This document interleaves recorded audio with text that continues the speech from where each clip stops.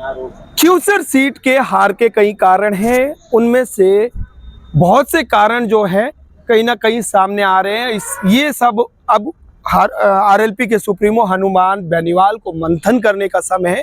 लेकिन क्या कारण रहे, क्यों आरएलपी क्यूसर की परंपरागत सीट को हार गई, इसी पर चर्चा करने के लिए हमारे साथ वरिष्ठ पत्रकार रंजन जी दवे है। दवे साहब, आप क्या मानते हैं कि क्यूसर सीट हारने का क्या कारण रहे होंगे? देखिए, सबसे पहले तो ये जो उपचुनाव हुए थे 7 सीटों पे चुनाव हुए थे, 7 सीट पर सबसे पहले अगर बात की जाए तो सबकी नज़र इसी पर थी, खींवसर विधान।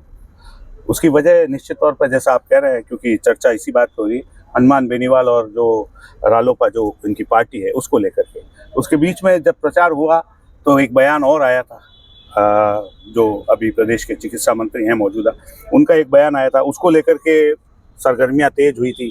दोनों ही जो मास जातियों के जो लोग हैं वो अपनी अपनी सक्रियता उसमें दिखाने लगे।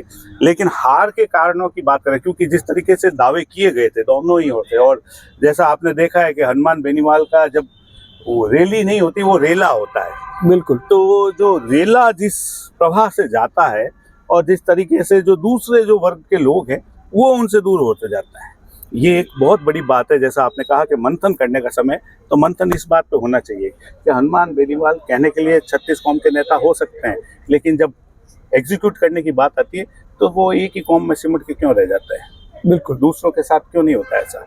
तो ये एक बड़ी बात है जिस पर अब उनको विचार करना चाहिए, क्योंकि उनके साथ में जब जहाँ चाहे जोधपुर आना हो, चाहे राजस्थान में किसी कोने में जाना हो, पे भी जाना हो, तो वो वहाँ उनके साथ में ये एक बड़ी समस्या देखने को मिलती है। दूसरे लोग उनके साथ में अगर आपको राजस्थान की राजनीति में अपने पांव जमाने हैं तो आपको जाति का दामन छोड़ना पड़ेगा, दूसरे लोगों के साथ सहानुभूति रखनी पड़ेगी, प्रेम रखना पड़ेगा और उनके साथ आत्मीयता का व्यवहार रखना पड़ेगा, जिससे कि लोग उनसे दूर नहीं हो बल्कि उनके साथ जुड़े। दूसरी बात, अब पार्टी की अगर बात कर लेते हैं तो इनसे पहले जो भाजपा जिन्होंने जीत दर्ज की है, रेवतराम जी, इन्हीं के बिल्कुल साये की तरह साथ रहते थे, के गुट के लोग थे। लेकिन यहाँ एक बात, चुनाव के समय जिस तरह की बयानबाजी हुई थी तो उसमें एक बात बड़ी जोर से निकल के आई थी। इन्होंने जैसे कि नशे की बात पे बात, तो रेवतराम जी ने बिल्कुल स्पष्ट तौर पे कहा कि नहीं, हनुमान जी नशे के पक्षधर नहीं है। तो ये कुछ ऐसे बयान थे जहाँ जो उनके नंबर बढ़ते हैं। वहाँ मिर्ची बड़े की बात आई कि ये तो एक मिर्ची बड़ा खा करके मेरे साथ चलता था। तो अब ऐसा है कि भले लोग कुछ भी कहते हो, लेकिन जब मतदाता वोट देने जाता है तो ऐसे छोटे छोटे बयान होते हैं, उस पर भी गौर करता है। लेकिन सबसे बड़ी बात, क्योंकि जिस तरीके का माहौल बना था उसको लेकर के लगातार भाजपा की ओर से ये दावे किए जा रहे थे कि हम 7 के 7 सीटें जीतेंगे। तो वो उनको भी पता था कि 2-3 सीटों पे सलूंबर पे था, कोई कांग्रेस झुंझुनू में तो जीती है 27,000 से।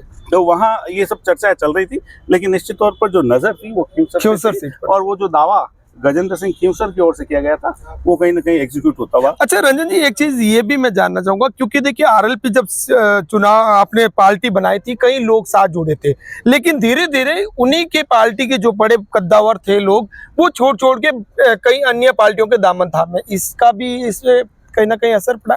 देखिए, आरएलपी के जो प्रदेशाध्यक्ष थे पुखराज जी, हमारे जोधपुर के संभाग से ही हुए, वहां से चुनाव जीते थे, गोपालगढ़ से, और उसके बाद में वे फिर वो भाजपा में विगत चुनाव में भाजपा में शामिल हो। बिल्कुल, बाड़मेर से उमेदवार राम चौधरी। हाँ, तो ये बेनीवाल, तो ये अगर आप बृहत स्तर पे अगर आप देखोगे तो इस तरह की राजनीति, इसीलिए मैं बार बार कह रहा हूँ कि हनुमान जी को इस विषय पर मंथन करना चाहिए कि क्यों लोग उनके साथ में क्षणिक जुड़ते हैं, और जो जुड़ते हैं वो पेटबंद लोग नहीं हो पाते।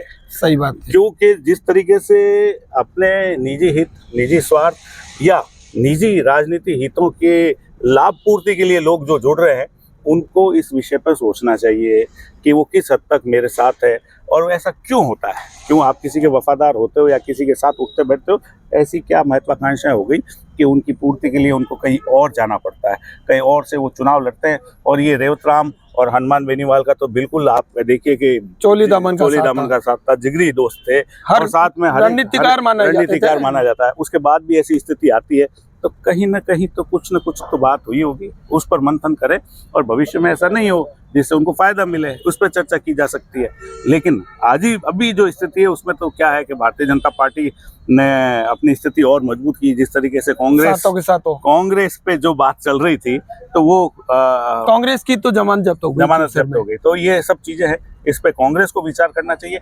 और सबसे बड़ी बात, पब्लिक जो एक राजस्थान में तृतीय संभावना है जिसको कहे जाती है, आरएलपी को लेकर के लोगों की बड़ी उम्मीदें थी, भावनाएं थी, वो कहीं ना कहीं धराशायी होती हुई नजर आई हो गई। और इन सब चीजों के बीच में अब इस चीज पे भी अच्छा, एक चीज ये भी हो सकता है, देखिए मैं इसे मान सकता हूं क्योंकि अक्सर देखा जाता था कि हनुमान बेनीवाल कभी भारतीय जनता पार्टी से अलायंस करते थे, कभी कांग्रेस से अलायंस करते तो लोगों के मन में एक चीज ये भी थी कि कभी इधर चले जाना, कभी उनके साथ जाना, तो ये भी एक इस हार का फैक्टर हो सकता है।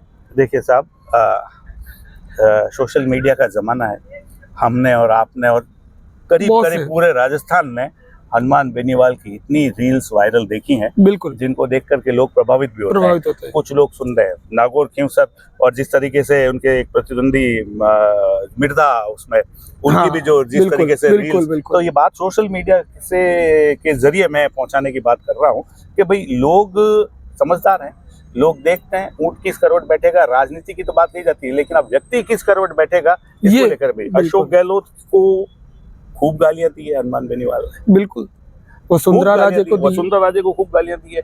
ये चुनाव में मैंने देखा है, मैंने खुद ने कवरेज किया है, चुनावों के अंदर एक ही हेलीकॉप्टर में सवार होकर के जा रहे हैं सतीश पूनिया जी और जो हनुमान बेनीवाल जी। सभा हो रही है गजेंद्र सिंह शेखावत की। गजेंद्र सिंह शेखावत एक समय बड़े मित्र होते हैं, दूसरी बारी आते हैं तो वो कहीं ना कहीं दूर ही हो जाती है। बिल्कुल है। और ऐसा नहीं है कि जब आप लोकसभा में प्रतिनिधित्व करने गए थे हनुमान जी बेनीवाल, तो बड़ी जोर शोर से राजस्थान का जो माटी का जुड़ा लोग है, जो ग्रामीण परिवेश का लोग है, उसको कहीं ना कहीं मन में बड़ा कॉन्फिडेंस हुआ था कि चलो हमारी बात पहुंचाने वाला एक आदमी आया। लेकिन अब वो चीजें उस पर स्थायी भाव नहीं रह पाता, तब स्थायी भाव नहीं रह पाता तो मन में कहीं ना कहीं दुख होता है। और जब दुख होता है तो फिर लोग है जो दूर इन्फ्लुएंस होते हैं, वो अपने अपने तरीके से वो चले जाते हैं। तो इसलिए पिछली बारी 2000 वोटों का अंतर आता है, इस बार 13,000 हो गया। बिल्कुल, बहुत बड़ा अंतर है।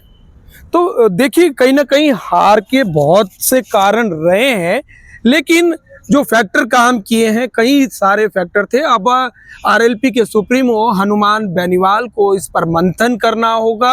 अपनी पार्टी को किस तरीके से बचाया जा सके, उस पार्टी को कैसे वापस स्टैंड कर सके, खड़ी की जा सके, उस पर विचार करने का समय है। मिलते हैं नए वीडियो के साथ। ऐसे ही वीडियो देखने के लिए आप जुड़े रहिए जोधाना अब तक न्यूज के साथ।